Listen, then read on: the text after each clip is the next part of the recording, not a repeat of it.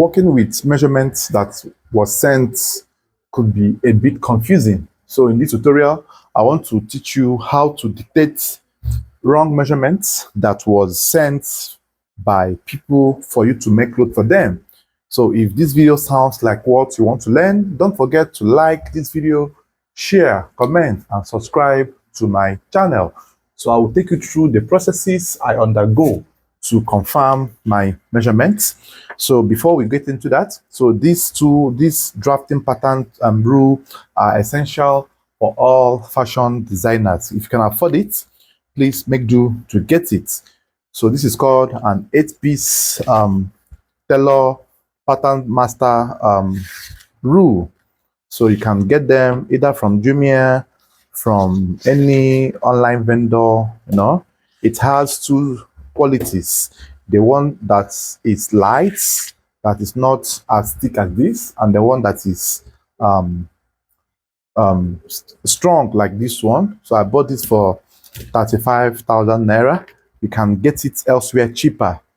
I heard that somewhere in Kaduna it's being sold for around 25,000 naira thereabout. So the reason I am showing you these tools is for you to know that tailoring now has enhanced. You must be, working with enough tools that will encourage you to be more productive. So here, you're also going to learn how to use these tools so that, you will have the mind to get them when you want. So here, you mark out your baseline just as usual.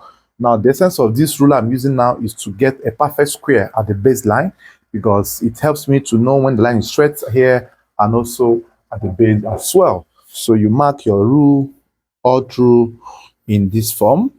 You mark your lines all through in this form. So carefully getting the perfect connections.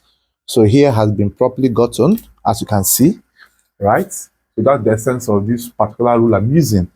And then after that, you mark your extra 2 inches for the folding or for the hemming. So right here, you mark extra 2 inches, which is constant for the folding or for the hemming of your trouser. Then you connect the lines all through in this form. Connect the lines all through in this way.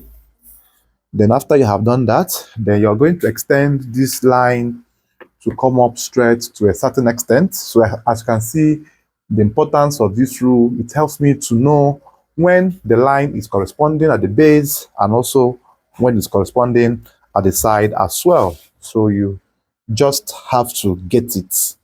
You just have to get it. Then once you have gotten to an extent, you can now use your straight ruler, your long ruler, to continue the drafting. So mine, I joined mine to give me a longer range. So you carefully place it this way, and then you draw all through. You draw all through until you get the length of the trouser. So I'm taking my time to make sure the lines are straight enough. So when you have gotten to this stage, now the next you do now is to apply the length of the trouser. Now the trouser length we have is a length of 39. So in the measurement cross-checking, you wouldn't need to edit any length that was sent. Rather, what you edit will be on the widthwise measurement, that is the hip region and the chest region, because these are the areas that most people are bound to do mistake. So you have to maintain the length because you were not there when it was sent. So, but then cross-checking, especially the waist and the hip, that is where most people do have this great issue, right? So you need to perfect it. So another reason as well you have to get this rule is that in marking your waistline, it helps you as well to balance it on the waist region and also align it on the side to make sure that the line you are drawing is perfect as well, just like this, just in this form, right? Just in this form. So you have it all through in this form. So this is a must-have for every fashion designer. So after you have done this now, the next you are going to do is to get your crotch. Now, from the measurements they gave us, which I will show you on the board right now, they gave us a chest of 38, shoulder of 17, sleeve length of 15, round sleeve of 13. There was no neck given. I will show you how to get your neck. Top length of 33. Then here, they gave us a waist of 33, hip of 38, laps of 23. I was the one that got this 23. I will show you how I got it. I'll also show you how everything is might not be correct here. The knee of 16, ankle of 14, length of 39. Now, before you proceed, if you observe, the difference between waist and hip is 5, which is very, very small. In my previous video I did yesterday, I told us that the least you can have here is, the difference is 7 to 9 to 11, that's from 7 inches and above. So, and then the chest they gave us is 38 as well, which is a bit corresponding with the hip, right? So I will, in a standard sewing, there should be a little difference between your hip measurement and your chest circumference. The hip should be a bit bigger than your chest value. So at this point, I will increase the hip measurement to like 40, 41. I will show you why it's like that when we get to the drafting stage or when we are drafting. So now, since there's no neck, so what I will do is I will minus half an inch from whatever value you have on shoulder to get your neck. So your neck is usually 1 inch or half an inch lesser than your shoulder measurement, right? So that is how I will get my neck at this point. So the top length is correct. Now the knee is 16, ankle is correct. Now the lap was not given, but I just wrote 23. I also cross-check this when we start the drafting or when we continue with the drafting. So the chest is 38, which I can increase to 39 or 40 as well. Since I'm increasing the hip, I think I also increase the chest a bit so that it doesn't get too tight on this person, or I can still maintain this value. But the most important thing here is the difference between the waist and the hip should never be 5, at least 7 to 10 inches. So what you do is add 8 inches to the waist, you get whatever value you have for your hip. So let's get to the drafting as well. So now when you have seen the measurements, so now for us to assume that we are using that, so from what they gave us a hip of 38, which is 9.5. So, and from the formula we have, we always use hip over 4 to get the crotch. So which I feel 9.5 will be too small for the length of 39. Do you get? So to be on the safer side, I'll just do it 10. I will do it 10. So this is called measurement adjustment. I will do it 10. Now this 10 inch I am doing this is for me to get a very perfect and free trouser fit, right? So you also balance your rule in this form, trying to make sure that the lines are always straight, because if you have a bent line, it could affect your crotch measurements. So here you balance it this way, and then you draw the line all through in this form. Then the next we are going to get is our knee point. So how do you get your knee? You measure from the crotch depth here to the ankle line, 29, divide by 2, 14.5, and minus 3, that is 11.5, right? So here you mark 11.5 for your knee point. This has been a constant, irrespective of the size or whatsoever. So you get all of these things properly. The reason I'm showing you these things is for you to understand. I know I have made several videos on this, but then I want you can mark it twice. 11.5, right? 11.5. So you can mark it twice. 11.5. 11.5 this way. And then you continue from this point. You balance it properly this way as well. And then you continue. So now we have gotten our knee point. So the next is now to apply your hip circumference. So the hip circumference we're applying is 40, 10, right? So if you mark 40 here, you now add extra 2 inches. Now, the waist they gave us is 33, which is 8 1/4, 8 1/4, and extra 1 inch. So here, if we had used 38, which was given, Now see the error we are going to be having. If we have used 38, which is 9.5, 9.5, you are observing that this will fall a bit inwards. As you can see, if you connect the 1 inch extra on the hip, it's falling a bit inwards, which is wrong. You get? So the hip must be always bigger this way. In fact, you can do this 42 for a perfect fit. So this is one point you have to understand very well, because this is where I used to know a wrong measurement or a perfect measurement. So if you have your hip circumference falling inside, or the line that went down from the waist extra 1 inch allowance coming inwards, is very wrong. So invariably, if you divide your waist by 4 and add extra 1, it should be lesser than your hip over 4.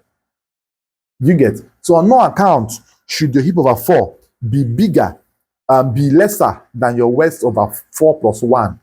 So remember that this was 9, this was 8 1/4 plus 1, that's 9 1/4, which is roughly at 8. So on no account should the both be equal. So the hip over 4 should always be bigger than your waist over 4 plus 1. So at this point, so what I will do for a perfect fit, I will increase this to my desired measurement this way. I will increase this in a way that I know that this is how it should be. So I will increase this way, and then I will now mark extra 2 inches from here, from that line that I shifted inside this way, right? So I'm no longer using these first ones. I'm using this second ones I marked, as you can see. So now, when you have known this, now you now have to cross-check as well. Did your lap enter inside this measurement? So the lap I guessed was 23.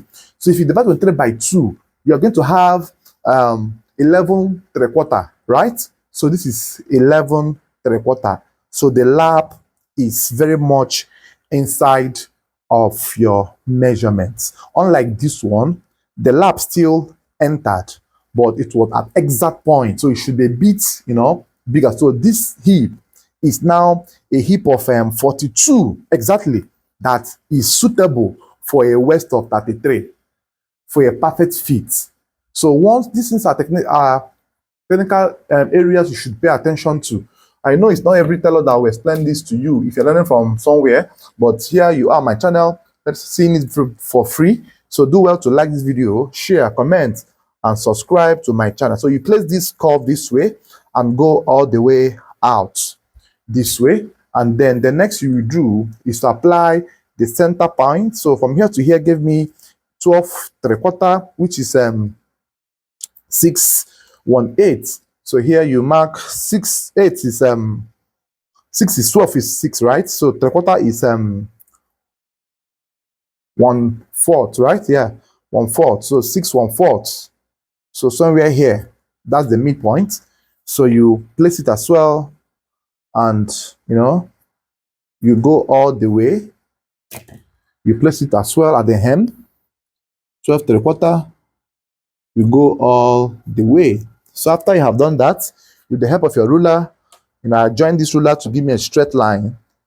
So you can still use your single ruler and join it. So you join it with a disjointed line, which means lines that are not connected straight, just lines that are like dots. It's called disjointed lines.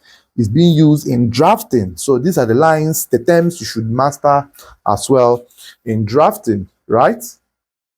Okay. So now you have gotten that.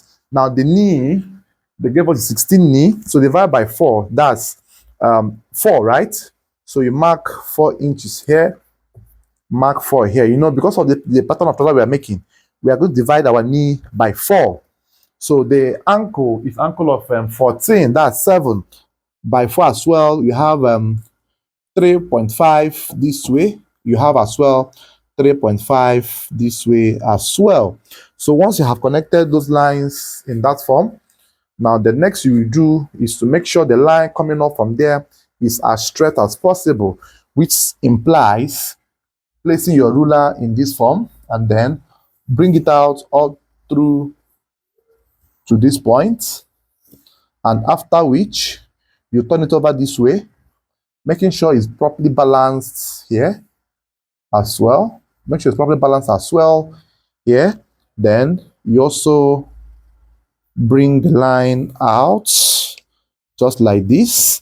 Then with the help of your hip curve, this hip curve has the big one and natural west one, the natural west line and the tiny west. So you connect this from this point, connect this to this, and connect this as well to this. You see how you can use this rule, very, very efficient. So I would recommend you get this, please. Very important if you really want to walk like me or learn well. So at this point, you can place your pattern, your ruler this way, connect to the hip, or you can turn it over this way and connect anyone you deem fit or you like. But at this particular person's shape, I think I will use this one to connect. Now, reason is because of the fitting, so that it will fit properly. But if I happen to have a bigger size client, I will do the other way around. So this is for the front panel.